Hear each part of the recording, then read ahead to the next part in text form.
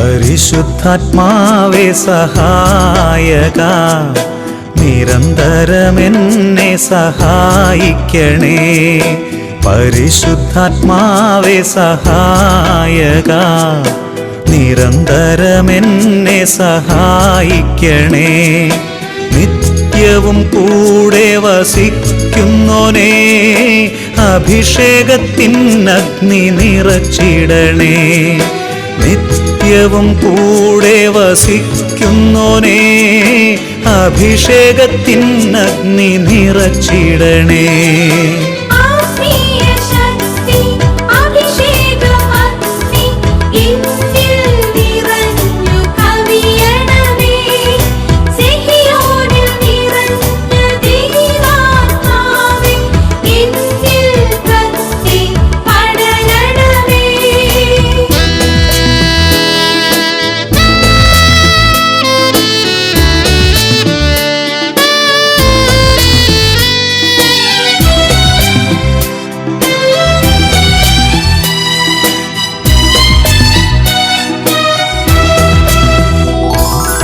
എന്നുള്ളിൽ നിറയുന്ന ദൈവിക ശക്തി ലൗകിക ശക്തിയെ തകർത്തിടുന്നു. പാപനീതി ന്യായ ബോധ്യങ്ങൾ ഹൃത്തിൽ നിറച്ചെന്നെ അഭിഷേചിക്കൂ. പാപനീതി ന്യായ ബോധ്യങ്ങൾ ഹൃത്തിൽ നിറച്ചെന്നെ അഭിഷേചിക്കൂ. പരിശുദ്ധാത്മാവേ സഹായക, നിരന്തരമെന്നെ സഹായിക്കണേ.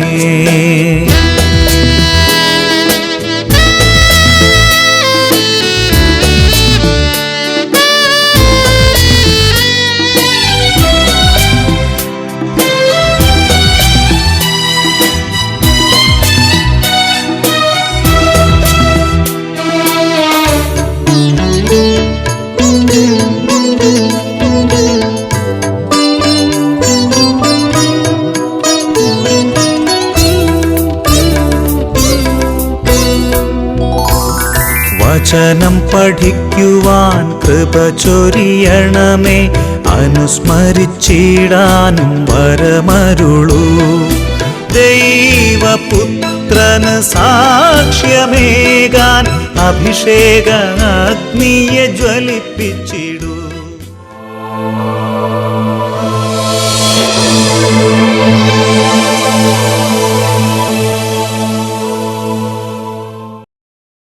ഹല്ലേലൂയ.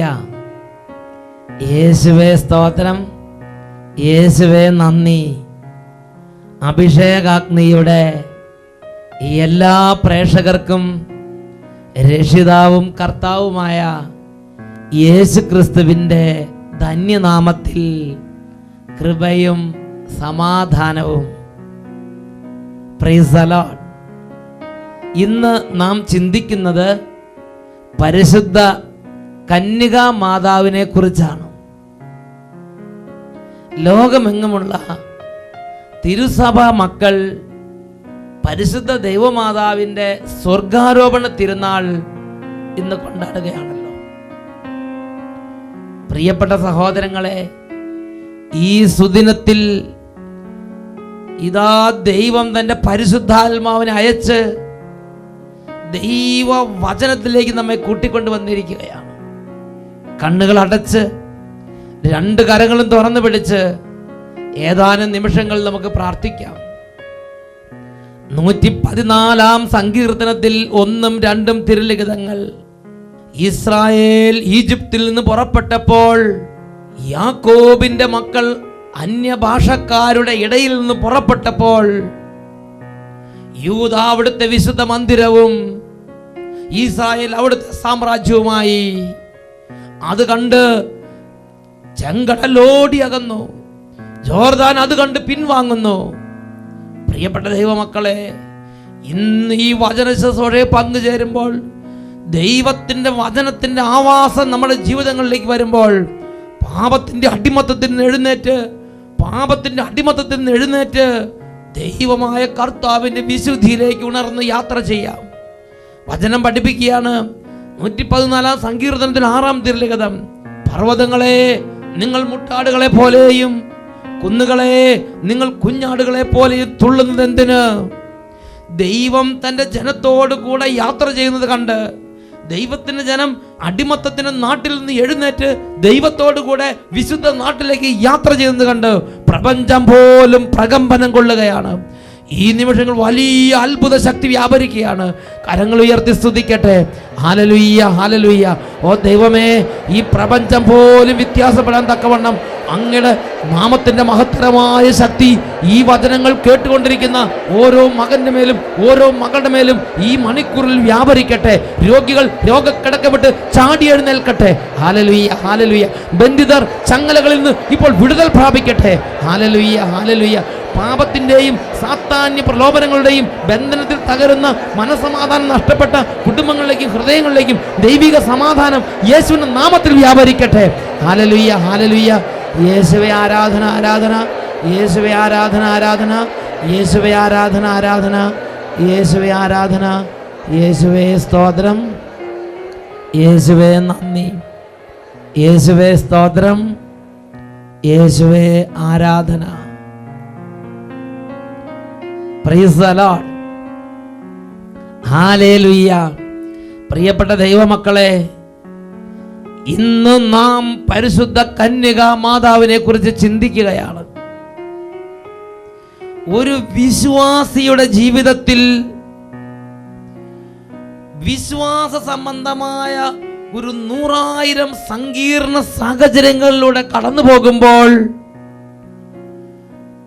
ഈ കണ്ണുനീരിന്റെ താഴ്വരയിൽ നിന്ന് സ്വർഗ നാട്ടിലേക്കുള്ള ഈ വിശ്വാസയാത്രയിൽ വലിയ ഒരു സഹായമാണ് പരിശുദ്ധ കന്യകാ മാതാവിനോടുള്ള മധ്യസ്ഥ പ്രാർത്ഥന. പരിശുദ്ധ കന്യകാ മാതാവുമായുള്ള കൂട്ടുകെട്ട്, പിതാവായ ദൈവം, പുത്രനായ യേശു, പരിശുദ്ധാത്മാവ്, ത്രിയേക ദൈവം കഴിഞ്ഞാൽ ആത്മീയ ജീവിതത്തിൽ നമ്മെ അങ്ങേയറ്റം സഹായിക്കുന്ന ദൈവികമായ ഒരു ക്രമീകരണമാണ് പരിശുദ്ധ അമ്മയുമായുള്ള കൂട്ടുകെട്ട്. ഇതിനെക്കുറിച്ച് എൻ്റെ സന്തത സഹചാരിയും എൻ്റെ ആത്മീയ മിത്രവുമായ ബഹുമാനപ്പെട്ട ബിനോയ് കരിമരുതങ്ങളച്ചൻ പറയുന്നത് നമുക്കൊന്ന് ശ്രദ്ധിക്കാം. Price the Lord. പ്രിയപ്പെട്ടവരെ, ലൂർദ് എന്നൊരു സ്ഥലത്തെക്കുറിച്ച് നമുക്ക് പരിചയമുണ്ട്. മാതാവ് പ്രത്യക്ഷപ്പെട്ട സ്ഥലമാണ് ലൂർദ്. ദിവ്യകാരുണ്യ പ്രദർശനം നടത്തി പ്രാർത്ഥിക്കുമ്പോൾ അനേക രോഗികൾ സൗഖ്യം പ്രാപിക്കുന്ന, മാനസാന്തരം നടക്കുന്ന സ്ഥലമാണ് ലൂർദ്. അവിടെ സംഭവിച്ച ഒരു അത്ഭുതത്തെക്കുറിച്ച് ഞാൻ നിങ്ങളോട് പങ്കുവയ്ക്കാം. തളർന്നു പോയ ഒരു പെൺകുട്ടിയെ അവളുടെ മാതാപിതാക്കന്മാർ ലൂർദിൽ കൊണ്ടുപോയി കിടത്തി. ആദ്യത്തെ ദിവസം വിശുദ്ധ കുർബാന എഴുന്നള്ളിച്ചുകൊണ്ട് വൈദ്യൻ കടന്നു വന്നപ്പോൾ ആ കൊച്ച് തീഷ്ണതയോടെ പ്രാർത്ഥിച്ചു, ഈശോ എന്നെ സുഖപ്പെടുത്തണമേ. പക്ഷെ ഈശോ ഒന്നും സൗഖ്യം കൊടുത്തില്ല. കുട്ടി സൗഖ്യം പ്രാപിച്ചില്ല. കുട്ടിക്ക് ഭയങ്കര സങ്കടമായി. കാരണം ചുറ്റുമുള്ള മറ്റു പല രോഗികളും സൗഖ്യം പ്രാപിച്ച് എഴുന്നേൽക്കുന്നത് കണ്ടപ്പോൾ കൊച്ചിന് സങ്കടമായി. രണ്ടാമത്തെ ദിവസം വിശുദ്ധ കുർബാന എഴുന്നള്ളിച്ചുകൊണ്ട് വൈദ്യൻ വന്നപ്പോൾ ആ കൊച്ച് പ്രാർത്ഥിച്ചു, എൻ്റെ ഈശോയെ, എന്നെ സുഖപ്പെടുത്തിയില്ലല്ലോ, ഞാനൊരു തെറ്റും ചെയ്തിട്ടല്ലല്ലോ എനിക്ക് രോഗം വന്നത്, ഇന്ന് നീ എന്നെ സുഖപ്പെടുത്തണമേ. പക്ഷെ രണ്ടാമത്തെ ദിവസവും ആ കുഞ്ഞ് സൗഖ്യം പ്രാപിച്ചില്ല. കൊച്ചിന് സങ്കടം കൂടി. മൂന്നാമത്തെ ദിവസം ദിവ്യകാരുണ്യ പ്രദർശനം നടക്കുമ്പോൾ കൊച്ചിങ്ങനെ പ്രാർത്ഥിച്ചു. പ്രാർത്ഥനയൊന്ന് മാറ്റി, എൻ്റെ ഈശോയെ, ഇന്നലെ മിനിഞ്ഞാന്ന് നീ എന്നെ സുഖപ്പെടുത്തിയില്ല അല്ലേ? ഇന്ന് നീ എന്നെ സുഖപ്പെടുത്തിയില്ലെങ്കിൽ ഞാൻ നിന്റെ അമ്മയോട് പറയും. ഇന്ന് നീ എന്നെ സുഖപ്പെടുത്തിയില്ലെങ്കിൽ ഞാൻ നിന്റെ അമ്മയോട് പറയും എന്ന് പറഞ്ഞ ക്ഷണത്തിൽ ആ കൊച്ചിന്റെ രോഗം വിട്ടുമാറിയെന്ന് ലോകം മുഴുവൻ സാക്ഷ്യപ്പെടുത്തിയ അത്ഭുതമാണിത്. Hallelujah, praise the lord. പ്രിയപ്പെട്ട സഹോദരങ്ങളെ, ഈ അത്ഭുതത്തെ കുറിച്ചുള്ള വാർത്ത കേട്ടപ്പോൾ എൻ്റെ മനസ്സിൽ വന്നൊരു ഒരു ചോദ്യം എങ്ങനെയാണ്, എന്തുകൊണ്ടാണ് പരിശുദ്ധ അമ്മയുടെ മാധ്യസ്ഥം സ്വർഗത്തിന് നിഷേധിക്കാൻ പറ്റാത്ത മാധ്യസ്ഥമായിട്ട് മാറുന്നത്? നമ്മൾ ചെറുപ്പകാലത്തില് എന്തെങ്കിലും കാര്യം സാധിച്ചു കിട്ടിയില്ലെങ്കിൽ ചാച്ചനോട് പറയും, അമ്മയോട് പറയും എന്ന് പറഞ്ഞ രീതിയിൽ, ആ ഒരു രീതിയിലല്ല ആ സൗഖ്യം അവിടെ നടന്നത് നമുക്കറിയാം. എന്തുകൊണ്ടാണ് പരിശുദ്ധ അമ്മയുടെ മാധ്യസ്ഥത്തിന് വടാരിച്ചൻ പറഞ്ഞതുപോലെ അത്ഭുതകരമായ ഒരു ശക്തിയുണ്ട്, ആത്മീയ ജീവിതത്തിന്റെ കൂട്ടുകെട്ടാണ് പരിശുദ്ധ അമ്മ എന്ന് പറയാൻ കാരണം? അത് മനസ്സിലാക്കണമെങ്കിൽ യോഹന്നാന്റെ സുവിശേഷം 19-ാമത്തെ അധ്യായത്തിന്റെ 26, 27 തിരുവചനങ്ങൾ നമ്മൾ അറിഞ്ഞിരിക്കണം. അതിന് 25 മുതലുള്ള വാക്യങ്ങളിൽ, കാൽവരി മലയുടെ നിറകയിൽ ആദ്യത്തെ ബലി അർപ്പിക്കപ്പെടുമ്പോൾ, കാൽവരിമല നെറുകയിൽ ആദ്യത്തെ തിരുവോസ് ചുട്ടെടുക്കപ്പെടുമ്പോൾ, ആ ബലിക്ക് താഴെ, കുരിശിന് താഴെ നിന്ന ചില വ്യക്തികളെ കുറിച്ചുള്ള സൂചനകളുണ്ട്. അതിങ്ങനെയാണ്: യേശുവിന്റെ കുരിശിനരികെ അവന്റെ അമ്മയും അമ്മയുടെ സഹോദരിയും ക്ലോപ്പോസിന്റെ ഭാര്യ മറിയവും മഗ്ദലന മറിയവും യോഹന്നാനും തുടങ്ങി അനേകം പേര് നിൽക്കുന്നുണ്ടായിരുന്നു. പ്രിയപ്പെട്ടവരെ, ഒരു ക്രൈസ്തവ വിശ്വാസി യേശുവിനെ രക്ഷകനും നാഥനുമായി സ്വീകരിച്ച ദൈവ പൈതൽ കുരിശിനോട് ചേർന്ന് നിൽക്കണം, യേശുവിനോട് ചേർന്ന് നിൽക്കണം. അതിനെ തുടർന്ന് അടുത്ത വാക്ക് ഇങ്ങനെയാണ് കാണുന്നത്, 26-ാമത്തെ തിരുവചനം: യേശു തന്റെ അമ്മയും താൻ സ്നേഹിച്ച ശിഷ്യനും അടുത്തു നിൽക്കുന്നത് കണ്ടു. യേശു താൻ സ്നേഹിച്ച ശിഷ്യനും തന്റെ അമ്മയും അടുത്ത് നിൽക്കുന്നത് കണ്ടു. രണ്ടാമത് ഒരു വിശ്വാസി ചേർന്ന് നിൽക്കേണ്ടത് പരിശുദ്ധ അമ്മയോടാണ്. വിശുദ്ധ കുരിശിനോട്, പരിശുദ്ധ തൃത്വത്തോട്, യേശുവിനോട് ചേർന്ന് നിൽക്കുന്ന ഒരു വിശ്വാസിയുടെ രണ്ടാമത്തെ കൂട്ടായ്മ എന്ന് പറയുന്നത് പരിശുദ്ധ അമ്മയോടുള്ള കൂട്ടായ്മയാണ്. പ്രിയപ്പെട്ടവരെ, തുടർന്ന് അതിനെങ്ങനെയാണ് കാണുന്നത്: അനന്തരം അവൻ ആ ശിഷ്യനോട് പറഞ്ഞു, ഇതാ നിന്റെ അമ്മ. അപ്പോൾ മുതൽ ആ ശിഷ്യൻ അവളെ സ്വന്തം ഭവനത്തിൽ സ്വീകരിച്ചു. സ്ത്രീയെ ഇതാ നിന്റെ മകനെന്ന് അമ്മയോടും ഇതാ നിന്റെ അമ്മയെന്ന് ശിഷ്യനോടും പറഞ്ഞുകൊണ്ട് ലോകത്തിന് മുഴുവൻ അമ്മയായിട്ട്, യേശുക്രിസ്തുവിനെ രക്ഷകനും നാഥനുമായി സ്വീകരിക്കുന്ന എല്ലാ ദൈവമക്കൾക്കും അമ്മയായിട്ട്, പ്രിയപ്പെട്ട സഹോദരങ്ങളെ, യേശുക്രിസ്തു ബലിക്കു നടുവിൽ പരിശുദ്ധ അമ്മയെ സമ്മാനമായിട്ട് നൽകി. കാൽവരി മലയുടെ നറുകയിൽ ആദ്യത്തെ ബലിയുടെ സമയത്ത് ബലിക്ക് നടുവിൽ നൽകപ്പെട്ട അന്ത്യ സമ്മാനമാണ് പരിശുദ്ധ അമ്മ എന്ന് പറയുന്നത്. Hallelujah, hallelujah. ആ അമ്മയെ ശിഷ്യൻ സ്വന്തം ഭവനത്തിൽ സ്വീകരിച്ചു എന്നാണ് അതിനെ പഠിപ്പിക്കുന്നത്. എന്ന് പറഞ്ഞാൽ, പ്രിയപ്പെട്ട സഹോദരങ്ങളെ, പരിശുദ്ധ അമ്മയുടെ സാന്നിധ്യം രണ്ട് സ്ഥലങ്ങളിൽ ഉണ്ടാകണം. ഒന്ന് നമ്മുടെ ഹൃദയത്തിൽ, രണ്ട് നമ്മുടെ ഭവനത്തിൽ. നമ്മുടെ ഹൃദയത്തിലും നമ്മുടെ ഭവനത്തിലും പരിശുദ്ധ അമ്മയുടെ സാന്നിധ്യം ഉണ്ടെങ്കിൽ അങ്ങനെയുള്ള കുടുംബങ്ങൾക്ക്, അങ്ങനെയുള്ള വ്യക്തികൾക്ക് ഒരു കുറവും വരാൻ പരിശുദ്ധ അമ്മ സമ്മതിക്കില്ല. എന്ന് മാത്രമല്ല, അങ്ങനെയുള്ള സാന്നിധ്യമുള്ള വ്യക്തിയുടെ ജീവിതത്തിൽ പരിശുദ്ധാത്മാവിന്റെ സാന്നിധ്യം നിശ്ചയമായിട്ടുമുണ്ട്. ഹല്ലേലൂയ. ഇത് നമുക്ക് മനസ്സിലാക്കുന്നത് ലൂക്കായുടെ സുവിശേഷം 1-ാമത്തെ അധ്യായത്തിന്റെ 43-ാമത്തെ തിരുവചനത്തിലാണ്. ലൂക്ക 1:43 ഇങ്ങനെയാണ് വചനം പഠിപ്പിക്കുന്നത്: ഏലീശയുടെ അടുത്തേക്ക് പരിശുദ്ധ അമ്മ ചെന്നപ്പോൾ ഏലീശായും ഉദരത്തിൽ കിടന്ന സ്നാപക യോഹന്നാനും പരിശുദ്ധാത്മാവിനെ നിറഞ്ഞു. എന്നിട്ട് ഏലീശ ചോദിക്കുന്നത് ഇങ്ങനെയാണ്: ഇതാ കർത്താവിന്റെ അമ്മ എന്റെ അടുത്ത് വരാനുള്ള ഭാഗ്യം എനിക്ക് എവിടെ നിന്ന്? ഇതാരാണ് വെളിപ്പെടുത്തി കൊടുക്കുന്നത് ഏലീശായ്ക്ക്? അത് സ്വർഗമാണ് വെളിപ്പെടുത്തി കൊടുക്കുന്നത്, പരിശുദ്ധാത്മാവാണ് വെളിപ്പെടുത്തി കൊടുത്തത്. അപ്പോസ്തല പ്രവർത്തനങ്ങളിൽ 2-ാമത്തെ അധ്യായത്തിൽ അപ്പോസ്തലന്മാരും പരിശുദ്ധ അമ്മയും ഒരുമിച്ച് പ്രാർത്ഥിച്ചിരുന്ന കൂട്ടായ്മയിലേക്കാണ് പരിശുദ്ധാത്മാവിന്റെ ആവാസം, പരിശുദ്ധാത്മാവിന്റെ അഭിഷേകം വന്ന് നിറഞ്ഞത്. ഹല്ലേലൂയ, യേശുവേ സ്തോത്രം, യേശുവേ നന്ദി. എന്ന് പറഞ്ഞാൽ പരിശുദ്ധ അമ്മയുടെ സാന്നിധ്യമുള്ള വ്യക്തികളിലും ഭവനങ്ങളിലും, പ്രിയപ്പെട്ട സഹോദരങ്ങളെ, പരിശുദ്ധാത്മാവിന്റെ സാന്നിധ്യം ഉണ്ടാകും. പരിശുദ്ധാത്മാവിന്റെ സാന്നിധ്യം മാത്രമല്ല, പരിശുദ്ധ തൃത്വത്തിന്റെ സാന്നിധ്യം ഉണ്ടാകും, ഈശോയുടെ സാന്നിധ്യം ഉണ്ടാകും, പിതാവിന്റെ സാന്നിധ്യം ഉണ്ടാകും, പരിശുദ്ധാത്മാവിന്റെ സാന്നിധ്യം ഉണ്ടാകും. അതെവിടെ വെളിപ്പെടുത്തുന്നത്? അത് യോഹന്നാന്റെ സുവിശേഷം 14-ാമത്തെ അധ്യായത്തിലാണ്. യോഹന്നാന്റെ സുവിശേഷം 14-ാമത്തെ അധ്യായത്തിന് 23-ാമത്തെ തിരുവചനം: യേശു പ്രതിവചിച്ചു, എന്നെ സ്നേഹിക്കുന്നവൻ എന്റെ വചനം പാലിക്കും. അപ്പോൾ എന്റെ പിതാവ് അവനെ സ്നേഹിക്കുകയും ഞങ്ങൾ അവന്റെ അടുത്തു വന്ന് അവനിൽ വാസമുറപ്പിക്കുകയും ചെയ്യും. എന്ന് പറഞ്ഞാൽ, വചനം അതിന്റെ പൂർണ്ണതയിൽ അനുസരിക്കുന്ന വ്യക്തിയുടെ ജീവിതത്തിൽ, സ്വീകരിക്കുന്ന വ്യക്തിയുടെ ജീവിതത്തിൽ പിതാവിന്റെ സാന്നിധ്യവും പുത്രന്റെ സാന്നിധ്യവും പരിശുദ്ധാത്മാവിന്റെ സാന്നിധ്യം ഉണ്ടാകും. പ്രിയപ്പെട്ട സഹോദരങ്ങളെ, ഈ ഭൂമിയിൽ വചനം അതിന്റെ പൂർണ്ണതയിൽ സ്വീകരിച്ചവളും അനുസരിച്ചവളും വചനത്തെ മാംസം ധരിച്ച് ഈ ലോകത്തിന് പ്രദാനം ചെയ്തവളും പരിശുദ്ധ അമ്മയാണ്. അതുകൊണ്ട് തന്നെ പരിശുദ്ധ അമ്മയിൽ പരിശുദ്ധ തൃത്വത്തിന് മുഴുവൻ സാന്നിധ്യമുണ്ട്. അതുകൊണ്ടല്ലേ നമ്മൾ ജപമാല ഇങ്ങനെ പ്രാർത്ഥിക്കുന്നത്: പിതാവിന്റെ പ്രിയപുത്രിയും പുത്രന്റെ മാതാവും പരിശുദ്ധാത്മാവിന്റെ പ്രിയപ്പെട്ട മണവാട്ടിയുമായ പരിശുദ്ധ അമ്മയെ എന്ന് വിളിച്ച് നമ്മൾ മധ്യസ്ഥം വെച്ച് പ്രാർത്ഥിക്കുന്നതിന് കാരണം ഇതാണ് സഹോദരങ്ങളെ. അതുകൊണ്ടാണ് സഭാപിതാക്കന്മാർ ഇങ്ങനെ പറയുന്നത്: പരിശുദ്ധ അമ്മ എന്ന് പറയുന്നത് യേശുവിലേക്കുള്ള കുറുക്ക് വഴിയാണ്. പരിശുദ്ധ തൃത്വത്തിൽ വളരാനുള്ള എളുപ്പമാർഗം പരിശുദ്ധ അമ്മയെ കൂട്ടുപിടിക്കുക എന്നുള്ളതാണ്. അതുകൊണ്ടാണ് മറിയം വഴി യേശുവിലേക്ക് എന്ന് സഭാപിതാക്കന്മാർ പറയാനുള്ള കാരണം. വാഗ്ദാനത്തിന്റെ പേടകമെന്നും ആദ്യത്തെ സക്രാരി എന്നും ആദ്യത്തെ കുർബാനയെ സംബന്ധിച്ചുള്ള പരിശുദ്ധ അമ്മയെന്നും ഒക്കെ സഭാപിതാക്കന്മാർ പഠിപ്പിക്കുന്നതിന് കാരണവും ഇത് തന്നെയാണ്. ഹല്ലേലൂയ, ഹൃദയം തുറന്ന് പറയാം ഹല്ലേലൂയ. അങ്ങനെ പ്രിയപ്പെട്ട സഹോദരങ്ങളെ, പരിശുദ്ധ അമ്മയോട് നമുക്കൊരു ഭക്തി ഉണ്ടെങ്കിൽ, പരിശുദ്ധ അമ്മയുടെ ബഹുമാനമുണ്ടെങ്കിൽ, അമ്മയോട് മധ്യസ്ഥം വഹിച്ച് പ്രാർത്ഥിക്കുന്നുണ്ടെങ്കിൽ, ഇതാ പരിശുദ്ധ തൃത്വത്തിൽ വളരാനുള്ള മാർഗം, ഈശോയിൽ വളരാനുള്ള മാർഗം എന്ന് മാത്രമല്ല, അങ്ങനെയുള്ള ഭവനങ്ങൾക്കോ അങ്ങനെയുള്ള കുടുംബങ്ങൾക്കോ ഒരു കുറവും വരാൻ പരിശുദ്ധ അമ്മ സമ്മതിക്കുകയില്ല. കാനായിലെ കല്യാണ വിരുന്നിൽ ആ കുടുംബത്തിന്റെ പ്രശ്നത്തിൽ ഇടപെടുന്ന പരിശുദ്ധ അമ്മ. ഞാൻ നിങ്ങളോട് മറ്റൊരു അനുഭവം പങ്കുവയ്ക്കാം. ബഹുമാനപ്പെട്ട വട്ടായിലച്ചന്റെ ഒപ്പം വട്ടായിച്ചനോട് ചേർന്ന് കുറെ വർഷങ്ങൾക്ക് മുമ്പ് താമരശ്ശേരി രൂപതയിൽ തിരുവമ്പാടി എന്ന് പറയുന്ന ഇടവകയിൽ ധ്യാന ശുശ്രൂഷയ്ക്ക് സഹായിക്കാൻ വേണ്ടി പോയി. അപ്പോൾ അച്ഛൻ ആദ്യം നേരത്തെ പോയിട്ടുണ്ടായിരുന്നു. ഞാൻ രണ്ടാമതാണ് ധ്യാന കേന്ദ്രത്തിൽ നിന്ന് ചെന്നത്. അപ്പോൾ ഓമശ്ശേരി എന്നുള്ള സ്ഥലത്ത് നിന്ന് ഒരു ഓട്ടോറിക്ഷയിൽ കയറിയാണ് തിരുവമ്പാടി ചെന്നത്. അങ്ങനെ തിരുവമ്പാടി ചെന്ന് ധ്യാനം തുടങ്ങി. ധ്യാനത്തിന്റെ 2 ദിവസങ്ങൾ കഴിഞ്ഞപ്പോൾ ബഹുമാനപ്പെട്ട വട്ടായിലച്ചൻ എന്നോട് പറഞ്ഞു, അന്ന് സയ്യോൻ ധ്യാന കേന്ദ്രത്തിൽ സൗഖ്യം എന്ന പേരിൽ ഒരു പത്രം ഇറങ്ങുന്നുണ്ട്. ആ പത്രം ദൈവജനത്തിന് കൊടുക്കാൻ വേണ്ടി കൊണ്ടുപോയിട്ടുണ്ടായിരുന്നു. അത് എടുത്തുകൊണ്ട് വരാൻ പറഞ്ഞു. ഞാൻ മുറിയിൽ ചെന്ന് നോക്കുമ്പോഴാണ് സഹോദരങ്ങളെ, അത് ഓട്ടോറിക്ഷയിൽ നിന്ന് എടുക്കാൻ മറന്നുപോയി എന്നുള്ള കാര്യം ഓർമ്മ വന്നത്. ഞാൻ അച്ഛനോട് ചെന്ന് പറഞ്ഞു, അച്ഛാ അത് എടുക്കാൻ മറന്നുപോയി എന്ന് പറഞ്ഞു. അച്ഛനൊന്നും പറഞ്ഞില്ല.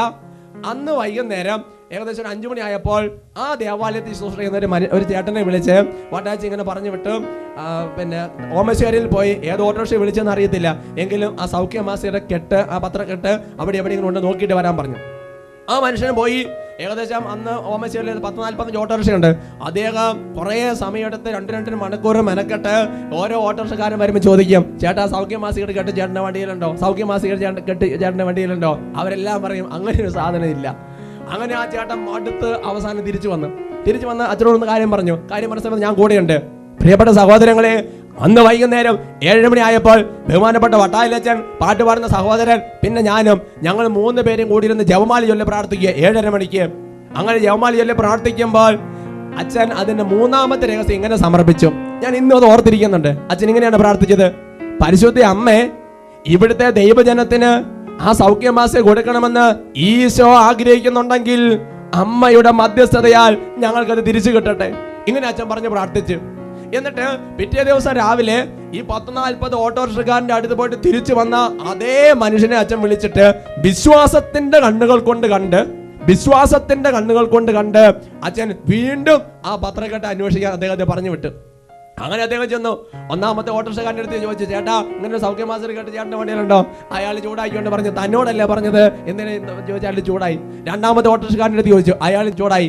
അങ്ങനെ ചോദിച്ച് 6ാമത്തെ ഓട്ടോറിക്ഷക്കാരൻ്റെ അടുത്ത് ചെന്നു. അതെങ്ങനെയാണ് പറഞ്ഞത്? എന്നിട്ട് അയാൾ ചോദിച്ചപ്പോൾ അയാൾ പറഞ്ഞു, എൻ്റെ പൊന്നു ചേട്ടാ സൗഖ്യമാസികയുടെ കെട്ട് എൻ്റെ വണ്ടിയിലുണ്ടെന്ന് പറഞ്ഞു. അപ്പോൾ ഇയാൾ അങ്ങോട്ട് ചൂടായി. എന്നാ പിന്നെ തനിക്ക് ഇന്നലെ പറയാൻ മേല ഞാൻ ചോദിച്ചു. അപ്പോൾ അയാൾ പറഞ്ഞ കാര്യം ഇതാണ്, എൻ്റെ പൊന്നു ചേട്ടാ ഇത് എൻ്റെ വണ്ടിയിൽ കിടക്കുന്നുള്ള കാര്യം എനിക്ക് അറിയത്തില്ലായിരുന്നു. അപ്പോൾ ഇയാൾ ചോദിച്ചു, ഇപ്പൊ താൻ എങ്ങനെ അറിഞ്ഞത്? അപ്പോൾ അദ്ദേഹം പറഞ്ഞ മറുപടി ഇങ്ങനെയാണ്, ഇന്നലെ വൈകുന്നേരം 7:30 മണി ആയപ്പോൾ ആ ഓട്ടോറിക്ഷ കയറിയ ഒരു യാത്രക്കാരൻ പുറകോട്ട് തിരിഞ്ഞു നോക്കിയിട്ട് ചോദിക്കുക, ഇത് എന്നാ ചേട്ടാ പുറകിലോട്ട് കെട്ട് കിടക്കുന്നതെന്ന്. സംഭവം ഇതാണ്, ഓട്ടോറിക്ഷയുടെ ബാക്ക് സീറ്റിന്റെ ഇടയ്ക്കുള്ള ഗ്യാപ്പിന്റെ ഇടയിലാണ് ഈ ഉരുട്ടിക്കെട്ട് സാധനം ഇറങ്ങി കിടക്കുന്നത്. അത് അവിടെ കിടക്കണ ഒരു ഡ്രൈവർ അറിഞ്ഞിട്ടില്ല. 7:30 മണിക്ക് ഞങ്ങൾ തിരുവമ്പാടിന്ന് ജോമാലിയിൽ പ്രാർത്ഥിക്കാൻ തുടങ്ങിയപ്പോൾ 7:30 മണിക്ക് അമ്മ പോയി ഓമശ്ശേരിയിലേക്ക്. എന്നിട്ട് ആ ഓട്ടോറിക്ഷ കയറി യാത്രക്കാരനെ കൊണ്ട് പുറകോട്ട് തിരിഞ്ഞു നോക്കി ആ കെട്ടെടുപ്പിച്ച് എന്നിട്ട് അദ്ദേഹത്തിന്റെ പെങ്ങളുടെ വീട്ടിൽ അത് വെച്ചിട്ടുണ്ടായിരുന്നു. പ്രിയപ്പെട്ട സഹോദരങ്ങളെ, അവിടുത്തെ ദൈവജനത്തിന് അത് എടുത്തുകൊണ്ട് കൊടുക്കുകയും ചെയ്തു. ഹല്ലേലൂയ. എന്താണ് ഹല്ലേലൂയ? പ്രിയപ്പെട്ട സഹോദരങ്ങളെ, എന്തുകൊണ്ടാണ് പരിശുദ്ധ അമ്മയുടെ മാധ്യസ്ഥ സ്വർഗത്തിന് നിഷേധിക്കാൻ പറ്റാതെ വരുന്നത്?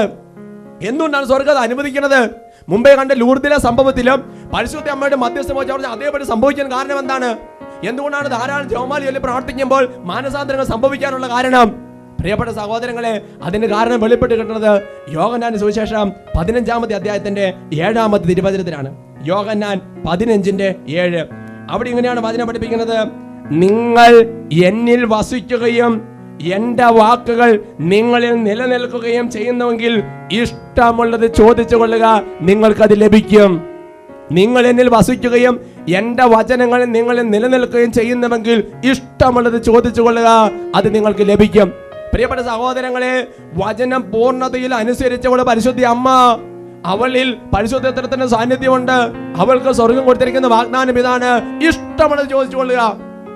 പ്രിയപ്പെട്ട സഹോദരങ്ങളെ, പരിശുദ്ധ അമ്മയുടെ മാധ്യസ്ഥ സ്വർഗത്തിന് നിഷേധിക്കാൻ പറ്റില്ല. കാരണം സ്വർഗം പറഞ്ഞത് മുഴുവൻ വചനവും അനുസരിച്ചവളാണ് പരിശുദ്ധ അമ്മ. Hallelujah, hallelujah. പ്രിയപ്പെട്ട സഹോദരങ്ങളെ, അതുകൊണ്ട് പരിശുദ്ധ അമ്മയോട് വ്യക്തിപരമായി പ്രാർത്ഥിക്കുക എന്ന് പറയുന്നത് ഒരു അനുഭവമായിട്ട് മാറണം. ദിനം പ്രതി ജപമാല ചൊല്ലി പ്രാർത്ഥിക്കുന്ന വ്യക്തികൾ പാപത്തിൽ വീഴുകയില്ല എന്ന് വിശുദ്ധ ലൂയി മോണ്ട്ഫോർട്ട് പറഞ്ഞിട്ടുണ്ട്. വിശുദ്ധ ക്ലെമന്റ് പറയുന്നത് ഇങ്ങനെയാണ്: ഒരു പാപി അഭിമുഖീകരിക്കുന്നതിന് മുമ്പ് ഒരു ജപമാല ചൊല്ലി പ്രാർത്ഥിച്ചാൽ ആ പാപി മാനസാന്തരപ്പെടാത്ത ഞാൻ കണ്ടിട്ടില്ല. Price the Lord. ഇത്രയും കാലത്തെ ധ്യാന ശുശ്രൂഷ അനുഭവത്തിന്റെ വെളിച്ചത്തിൽ ഇത്രയും കാലം ശുശ്രൂഷ ചെയ്തതിൽ ഒരു സംഭവത്തിനോട് അനുബന്ധിച്ച് മാത്രമാണ് എൻ്റെ ജീവിതത്തെ ഞാൻ ധ്യാനിപ്പിക്കുന്നിടയിൽ കരയാനായിട്ട് ഇടയായത്. അതിങ്ങനെയാണ്: അട്ടപ്പാടി സഹിയാൻ ധ്യാന കേന്ദ്രത്തിൽ കുട്ടികൾക്ക് വേണ്ടി ഒരു ധ്യാനം നടക്കുന്ന സമയം.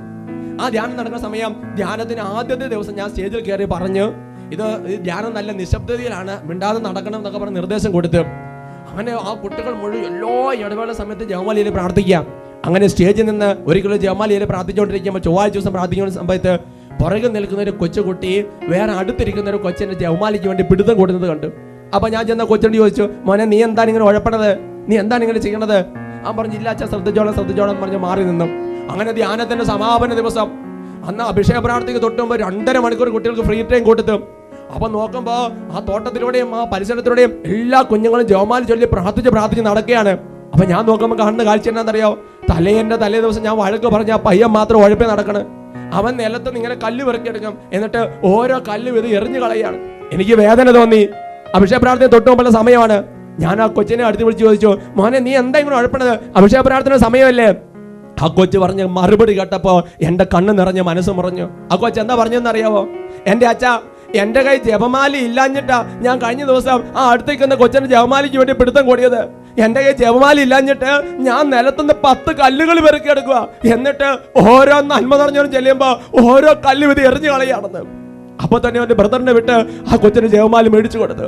പ്രിയപ്പെട്ട സഹോദരങ്ങളെ, ജപമാല ഇല്ലാഞ്ഞിട്ട് കല്ല് പെറുക്കി ജപമാലകൾ ചൊല്ലി പ്രാർത്ഥിക്കുന്ന വിശുദ്ധ മക്കൾ ജീവിക്കുന്ന നാടാണിത്. Price the lord. പ്രിയപ്പെട്ട സഹോദരങ്ങളെ, ജപമാല ചൊല്ലി പ്രാർത്ഥിക്കണം, ധാരാളം ജപമാലകൾ ചൊല്ലി പ്രാർത്ഥിക്കണം. ധാരാളം ജപമാലകൾ വീട്ടിൽ കുമിഞ്ഞു കൂടുമ്പോഴും അത് ചൊല്ലി പ്രാർത്ഥിക്കുന്നില്ലെങ്കിൽ പ്രിയപ്പെട്ട സഹോദരങ്ങളെ, ഈ മാധ്യസ്ഥം നമ്മുടെ ജീവിതത്തിന് അറിയില്ല. അതുകൊണ്ട് ഒരിക്കൽ കൂടി ആവർത്തിക്കുകയാണ്, പരിശുദ്ധ അമ്മയുടെ മാധ്യസ്ഥം സ്വർഗത്തിന് നിഷേധിക്കാൻ പറ്റാത്ത മാധ്യസ്ഥമാണ്. ഹല്ലേലൂയ. പരിശുദ്ധ അമ്മ സ്വർഗം അംഗീകരിച്ചൊരു വ്യക്തിയാണ് എന്നാണ് തിരുലിഖിതം നമുക്ക് വെളിപ്പെടുത്തി തരുന്നത്. ലൂക്കായുടെ സുവിശേഷത്തിൽ 1-ാം അധ്യായം 39 തൊട്ട് 45 വരെ തിരുലിഖിതങ്ങളിൽ ഇതിനെക്കുറിച്ചുള്ള പ്രതിപാദ്യങ്ങൾ നമുക്ക് കാണാം. ആ ദിവസങ്ങളിൽ മറിയം യൂദയായിലെ മലമ്പ്രദേശത്തുള്ള ഒരു ഭവനത്തിലേക്ക് തിടുക്കത്തിൽ യാത്ര പുറപ്പെട്ടു. അവൾ സക്കറിയായുടെ ഭവനത്തിൽ പ്രവേശിച്ച് എലിസബത്തിനെ അഭിവാദനം ചെയ്തു. മറിയത്തിന്റെ അഭിവാദന സ്വരം കേട്ടപ്പോൾ എലിസബത്തിന്റെ ഉദരത്തിൽ ശിശു കുതിച്ചു ചാടി. എലിസബത്ത് പരിശുദ്ധാത്മാവിനാൽ നിറഞ്ഞവളായി. അവൾ ഉദ്ഘോഷിച്ചു, നീ സ്ത്രീകളിൽ അനുഗ്രഹീതയാണ്. നോക്കുക, പരിശുദ്ധാത്മാവ് നിറഞ്ഞ എലിസബത്ത് പരിശുദ്ധ മറിയത്തെ 3 വാക്കുകൾ ഉപയോഗിച്ചാണ് വിശേഷിപ്പിക്കുന്നത്. സത്യത്തിൽ എലിസബത്ത് എന്നതിനേക്കാൾ പരിശുദ്ധാത്മാവ് നിറഞ്ഞ എലിസബത്ത്, അപ്പൊ ഉള്ളിൽ നിറഞ്ഞ പരിശുദ്ധാത്മാവാണ് മറിയത്തെ ഈ വാക്കുകളാൽ അഭിസംബോധന ചെയ്യുന്നത്. 1-ാമത്തെ വാക്ക് ലൂക്കായുടെ സുവിശേഷം 1-ാം അധ്യായം 42-ാം വാക്യം, നീ സ്ത്രീകളിൽ അനുഗ്രഹീതയാണ്. 2-ാമത്തത് ലൂക്കായുടെ സുവിശേഷം 1-ാം അധ്യായം 42 തിരുലിഖിതം, എന്റെ കർത്താവിന്റെ അമ്മ എന്റെ അടുത്ത് വരാനുള്ള ഈ ഭാഗ്യം എവിടെ നിന്ന്? കർത്താവിന്റെ അമ്മ എന്നാണ് പരിശുദ്ധാത്മാവ് പരിശുദ്ധ അമ്മയെ വിശേഷിപ്പിക്കുന്നത്. 3-ാമത്തത് ലൂക്കായുടെ സുവിശേഷം 1-ാം അധ്യായം 45-ാം തിരുലിഖിതം വചനം പഠിപ്പിക്കുന്നു, കർത്താവ് അരുളി ചെയ്തവ നിറവേറുമെന്ന് വിശ്വസിച്ചവൾ ഭാഗ്യവതി.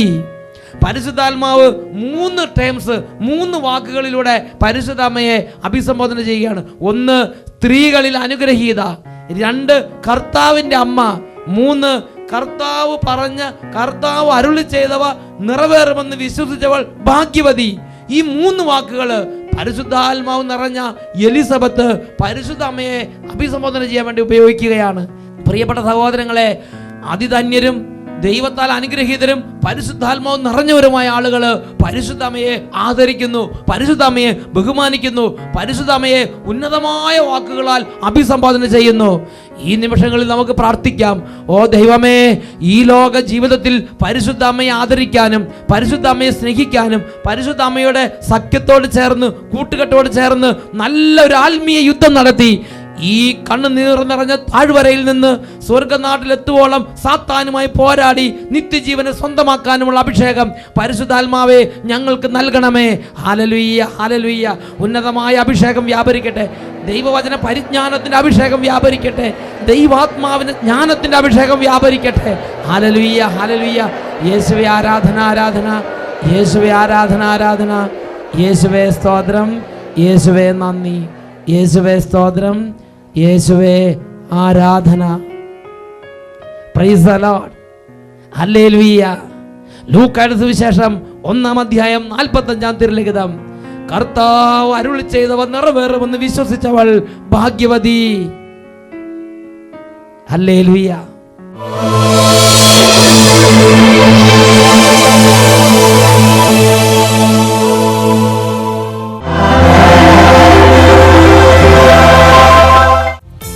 യെശയ്യായുടെ പുസ്തകം 66-ാം അധ്യായം 13-ാം തിരുലിഖിതം.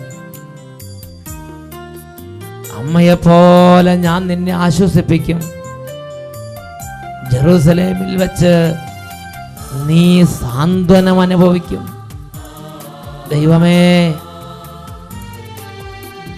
ഈ പരിശുദ്ധ നിമിഷത്തിൽ ഈ ശുശ്രൂഷയിൽ പങ്കുചേർന്ന് നിലവിളിച്ച് പ്രാർത്ഥിച്ചു കൊണ്ടിരിക്കുന്ന ഓരോ മകനെയും മകളെയും അവിടുന്ന് ആശ്വസിപ്പിക്കണമേ. തകർന്ന ഹൃദയങ്ങളെ അവിടുന്ന് സ്പർശിക്കണമേ കർത്താവേ. രോഗികളെ അവിടുന്ന് തൊടണമേ കർത്താവേ.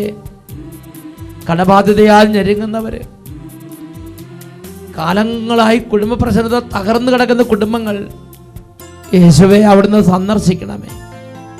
2 കരങ്ങൾ യേശുവിലേക്ക് ഉയർത്തി എല്ലാ ദൈവമക്കളും ഇപ്പോൾ അനുഭവപ്പെട്ടുകൊണ്ടിരിക്കുന്ന ഓരോ തകർച്ചയിലേക്കും ദൈവത്തിൻ്റെ അത്യത്ഭുത ശക്തിയെ വിളിച്ച് പ്രാർത്ഥിക്കട്ടെ. യേശുവിൻ്റെ ഉന്നത നാമത്തെ വിളിച്ച് വിളിച്ച് പ്രാർത്ഥിക്കട്ടെ.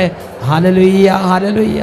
ഓ, കിടക്കുന്ന കിടപ്പ് രോഗികളായ ഓരോ മക്കളുടെ മേലും ദൈവത്തിൻ്റെ അത്യുന്നത ശക്തി ഇപ്പോൾ വ്യാപരിച്ചു കൊണ്ടിരിക്കട്ടെ. കിടപ്പ് രോഗികൾ യേശുവിൻ്റെ നാമത്തിൽ ഇപ്പോൾ സൗഖ്യം പ്രാപിക്കട്ടെ. Hallelujah, hallelujah. കുഞ്ഞുങ്ങളെ അങ്ങയുടെ നാമത്തിൽ അനുഗ്രഹിക്കുന്നു.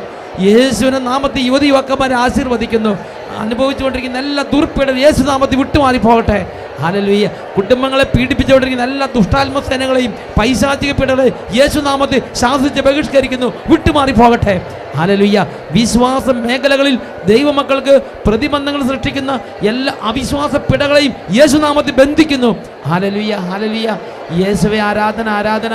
യേശുവേ ആരാധന, ആരാധന. യേശുവേ ആരാധന, ആരാധന.